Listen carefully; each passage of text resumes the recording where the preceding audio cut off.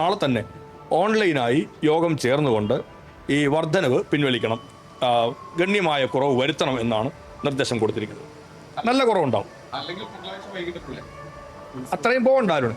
നമുക്ക് കഴിയുമെങ്കിൽ നാളെ തന്നെ ഓൺലൈൻ മീറ്റിംഗ് ആണെന്നുള്ളത് കൊണ്ട് മറ്റ് സാങ്കേതിക പ്രശ്നങ്ങളൊന്നും ഇല്ല എങ്കിൽ നാളെ തന്നെ ഉള്ളൂ. അല്ലെങ്കിൽ തിങ്കളാഴ്ച അദ്ദേഹം പറഞ്ഞതുപോലെ തിങ്കളാഴ്ച തന്നെ എക്സിക്യൂട്ടീവ് യോഗം ചേർന്നിട്ട് നമുക്ക് ഈ പ്രശ്നത്തിൻ്റെ പരിഹാരം ഉണ്ടാക്കാൻ കഴിയും. നമ്മൾ നേരത്തെ ഒരു ആലോചന ഞാൻ തന്നെ മുൻകൈ എടുത്ത് നടത്തിയിരുന്നതാണ്. പക്ഷേ അതിനുശേഷം പിന്നീട് കോടതിയുടെ മുമ്പാകെ പോകുന്ന തരത്തിലേക്ക് ഇപ്പോഴും ഈ പ്രശ്നം കോടതിയുടെ പരിഗണനയിലാണ്.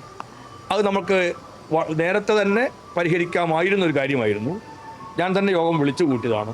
പരിഹാരം ഉണ്ടാവാതെ പോയതിൻ്റെ അടിസ്ഥാനത്തിലാണ് കോടതി വിധിയെയും കൂടി കണക്കിലെടുത്ത് അക്കാര്യം കൂടി നോക്കണമെന്ന് സർവകലാശാല, കോടതി വിധിയല്ല കോടതി കേസിനെയും കൂടി കണക്കിലെടുത്തുകൊണ്ട് എങ്ങനെ നടപ്പിലാക്കാൻ കഴിയും എന്ന കാര്യം ആലോചിക്കാൻ ഇപ്പോൾ തന്നെ സർവകലാശാല അധികൃതർക്ക് നിർദ്ദേശം നൽകിയിട്ടുണ്ട്. അപ്പോൾ നമുക്ക് ചില കേസുകൾക്ക് പോകാം, അത് ഓരോരുത്തരുടെയും അവകാശമാണ്, കേസിന് പോകണോ വേണ്ടേ എന്നെല്ലാം ഉള്ളതെല്ലാം. പക്ഷെ അതും നമുക്ക് മുമ്പിലൊരു പ്രതിസന്ധിയായി നിൽക്കുന്നുണ്ട്. അത് കണക്കിലെടുത്ത് ബന്ധപ്പെട്ട ആളുകളുമായി ആശയവിനിമയം നടത്തി എങ്ങനെ ഈ പ്രശ്നം പരിഹരിക്കാൻ കഴിയും എന്ന കാര്യവും സർവകലാശാല ആലോചിക്കാൻ പറഞ്ഞിട്ടുണ്ട്. അപ്പോൾ കേസിൻ്റെ കാര്യം പറഞ്ഞും നമുക്ക് അനിശ്ചിതമായി നീട്ടിക്കൊണ്ടുപോകാൻ കഴിയുകയില്ല എന്ന വിവരവും അറിയിച്ചിട്ടുണ്ട്. സാമ്പത്തിക ബുദ്ധിമുട്ട് നല്ലവണ്ണമുണ്ട്. നമുക്ക് തന്നെ കാർഷിക സർവകലാശാലയിൽ വലിയ മാറ്റങ്ങൾ വരുത്തിയൊരു കാലയളവാണിതെല്ലാം. നമ്മൾ B+ നമ്മുടെ റാങ്കിങ് നിന്നിരുന്നത്. അതിപ്പം Aയിലേക്ക് എത്തിക്കാൻ നമുക്ക് കഴിഞ്ഞു. നമുക്ക് നേരത്തെ ഒരു 25-ലൊക്കെയാണ് NIRFൻ്റെ റാങ്കിങ്, പിന്നെ അത് 16, ഇപ്പോൾ അത് 12-ലേക്ക് എത്തി. അപ്പോൾ അതെത്തുമ്പോൾ മെച്ചപ്പെട്ട സൗകര്യങ്ങളും സംവിധാനങ്ങളും എല്ലാം അവിടെ ഒരുക്കേണ്ടതുണ്ട്. അതെല്ലാം കൂടി ചില പ്രയാസങ്ങൾ സർവകലാശാലയ്ക്ക് സൃഷ്ടിക്കുന്നുണ്ട്. അതെല്ലാമാണ് സർക്കാരിൻ്റെ ശ്രദ്ധയിൽ, ധനകാര്യ വകുപ്പിൻ്റെയും മറ്റും ശ്രദ്ധയിൽപ്പെടുത്തുന്നത്. മുഖ്യമന്ത്രിയുമായിട്ട് ഇക്കാര്യം ഒന്ന് ചർച്ച ചെയ്യുന്നതിന് ഞങ്ങളിപ്പോൾ ആലോചിച്ചിട്ടുണ്ട്. അപ്പോൾ അവിടെ നിന്ന് സാമ്പത്തിക സഹായം ലഭ്യമാകുന്ന മുറയ്ക്ക് വേണമെങ്കിൽ വീണ്ടും വിദ്യാർത്ഥികൾക്ക് മറ്റിളവുകൾ നൽകുന്ന കാര്യം സർവകലാശാലയ്ക്ക് പരിശോധിക്കാവുന്നതാണ്, പരിശോധിക്കേണ്ടതുമാണ് എന്ന കാര്യം പറഞ്ഞിട്ടുണ്ട്. അതുകൊണ്ട് ഞങ്ങൾ ഈ കാര്യങ്ങളിൽ ഒരു തുടർ ചർച്ചകൾ, ഞാൻ നേരത്തെ പറഞ്ഞതുപോലെ ബന്ധപ്പെട്ട വകുപ്പുകളുമായും മറ്റും ചർച്ചകൾ നടത്തും. സർവകലാശാലയുടെ പ്രവർത്തനത്തെ മെച്ചപ്പെട്ടതാക്കുന്നതിനും നമുക്ക് കാർഷിക സർവകലാശാല 3ആയിട്ടാണ് വിഭജിക്കപ്പെട്ടത്. കാർഷിക സർവകലാശാലയായും പിന്നീട് നമ്മുടെ ഫിഷറീസ് വെറ്റിനറി യൂണിവേഴ്സിറ്റികളായിട്ടും മാറിയുണ്ട്. അങ്ങനെ മാറുന്നതിനനുസരിച്ച് നമുക്ക് ഒരു വലിയ ബാധ്യത കാർഷിക സർവകലാശാലയിൽ തന്നെ നിൽക്കുന്ന തരത്തിലേക്ക് എത്തി. സാമ്പത്തികമായ വലിയ ബാധ്യതയിലേക്ക് തന്നെ ഇപ്പോഴും നിൽക്കുകയാണ്. 1-2 കോടികളുടെ ബാധ്യതയല്ല ഇപ്പോൾ കാർഷിക സർവകലാശാല. അതൊന്നും ഈ ഫീസ് വർധനയുടെ കാര്യമല്ല, നിങ്ങൾ സാമ്പത്തിക കാര്യം ചോദിച്ചതുകൊണ്ട് ഞാൻ പറഞ്ഞതാണ്. അതും തമ്മിലുള്ള ബന്ധമല്ല. അപ്പോൾ ആ പ്രശ്നമെല്ലാം ഒരു ചർച്ചയ്ക്ക് ചെയ്യുന്നതിനും സാധ്യമാവുന്ന പരിഹാര മാർഗങ്ങൾ സമയാസമയങ്ങൾ നൽകിക്കൊണ്ട്, ഒറ്റയടിക്ക് ചിലപ്പോൾ 180 കോടിയോ 200 കോടിയുടെയോ ബാധ്യത തീർക്കാൻ പറ്റിയതായിരിക്കും. എന്നാൽ സമയാസമയങ്ങളിലായി നമുക്കത് ഇടപെടലുകൾ നടത്താനും സമയബന്ധിതമായി ആ പണം ലഭ്യമാക്കുന്നതിനുമുള്ള ഒരാലോചനയ്ക്കാണ് ബഹുമാനപ്പെട്ട ധനകാര്യ വകുപ്പ് മന്ത്രിയെയും ബഹുമാനപ്പെട്ട മുഖ്യമന്ത്രിയുടെ മുമ്പാകെയും ഈ കാര്യം എത്തിക്കാനും ചർച്ച ചെയ്യാനും ഞങ്ങൾ ആലോചിക്കുന്നു.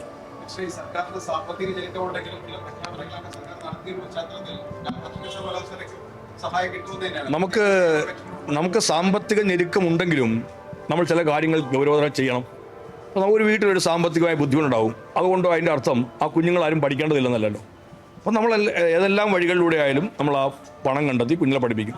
വലിയ സാമ്പത്തിക ബുദ്ധിമുട്ടുണ്ട്, രോഗം വരും, എന്നാൽ പിന്നെ ഈ സാമ്പത്തിക പ്രയാസം പരിഹരിച്ചിട്ട് ചികിത്സിക്കാം എന്നല്ല നിശ്ചയിക്കുന്നത്. അതിന് വേറെ തരത്തിൽ നമ്മൾ പണം കണ്ടെത്തും എന്ന് പറഞ്ഞതുപോലെയാണ് നമ്മുടെ കേരളത്തിലെ സാമൂഹ്യ സുരക്ഷാ സംവിധാനങ്ങൾക്കായി നമുക്ക് പണം കണ്ടെത്തേണ്ടതുണ്ട്. അത് ഏത് മാർഗത്തിൽ നമുക്ക് കണ്ടെത്തണം.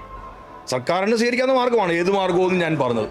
ആ മാർഗങ്ങളിലൂടെയെല്ലാം കടമെടുക്കുന്നതായാലും മറ്റു തരത്തിലും പണം എടുത്തിട്ട് സാമൂഹ്യക്ഷേമ പെൻഷൻ 2000 രൂപയായിട്ട് വർദ്ധിപ്പിക്കുകയാണ്. അത് വർദ്ധിപ്പിക്കുന്ന എല്ലാ കാലവും നമുക്ക് എല്ലാം മെച്ചമായിട്ട് മാത്രം മതിയെന്ന് തീരുമാനിച്ചാൽ ശരിയല്ല.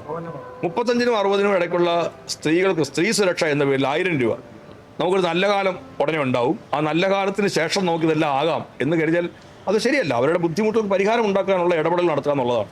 അപ്പോൾ ആ ഒരു ഇടപെടലുകൾ നടത്തുന്നതിൻ്റെ ഭാഗമായിട്ടാണ് അത്തരം പദ്ധതികളെല്ലാം വരുന്നത്.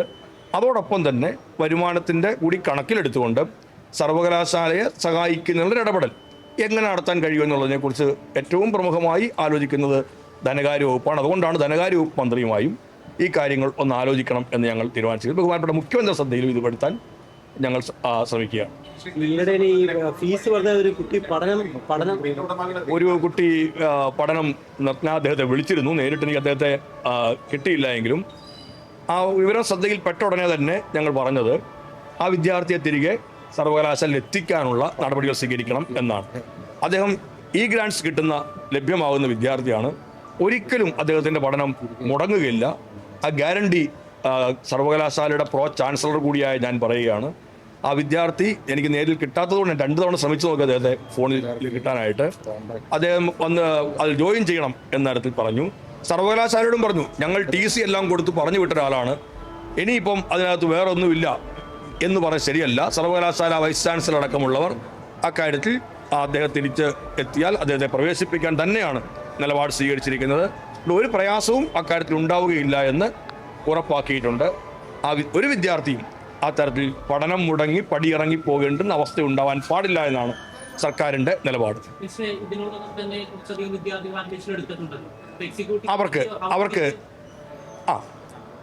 അവർ അടച്ച ഫീസിൻ്റെ കാര്യമായിരിക്കും ചിലപ്പോൾ ചോദിക്കുക. അവർക്ക് അടുത്ത സെമസ്റ്ററിലേക്ക് ആ ഫീസ് നമുക്ക് പകരുതാം. ഇപ്പോൾ നമ്മൾ എത്രയാണോ കുറയ്ക്കുന്നത് ആ കുറയ്ക്കുന്ന ഫീസായിരിക്കുമല്ലോ ആ വിദ്യാർത്ഥിയിൽ നിന്ന് മേടിക്കാൻ പറ്റുക. അപ്പോൾ അതിനേക്കാൾ കൂടുതലായി ഫീസ് അടച്ചിട്ടുണ്ടെങ്കിൽ അടുത്ത സെമസ്റ്ററിലെ ഫീസിൽ അത് വകവെക്കാവുന്നതേ ഉള്ളൂ. അതൊരു കേവലമായൊരു ചെറിയ സാങ്കേതിക പ്രശ്നം മാത്രമാണ്. അതൊരു ബുദ്ധിമുട്ടുണ്ടാക്കുന്ന ഒരു പ്രശ്നവുമല്ല. ആ തരത്തിൽ കൂടുതലായി അടയ്ക്കുന്ന ഫീസുകൾ അടുത്ത സെമസ്റ്ററുകളിലെ ഫീസുകൾക്കകത്ത് വകവെച്ച് മാറ്റുന്നതായിരിക്കും.